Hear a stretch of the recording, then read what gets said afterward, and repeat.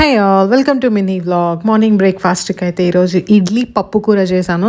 మీలో ఎంతమందికి పప్పు కూర తెలుసు కమెంట్ చేయండి. నేను ఆల్రెడీ ఈ పప్పు కూర రెసిపీ కూడా పోస్ట్ చేశాను. ఒకసారి ట్రై చేయని వాళ్ళు ఉంటే ట్రై చేయండి. పిల్లలకి అయితే చాలా బాగా నచ్చుతుంది, చాలా టేస్టీగా అనిపిస్తుంది అనమాట. దీంతోపాటు కొంచెం కరివేపాకు పొడి కూడా, ఈ రెసిపీ కూడా పొడి కూడా ఎలా చేయాలో నేను ఆల్రెడీ పోస్ట్ చేశాను. ఒకసారి ట్రై చేయండి.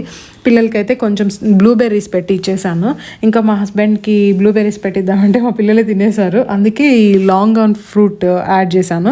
ఈ లాంగ్ ఆన్ ఎంతమంది ట్రై చేశారో చెప్పండి. అంటే ఫస్ట్ టైం మీకు ఎవరు ఇంట్రడ్యూస్ చేశారు అని.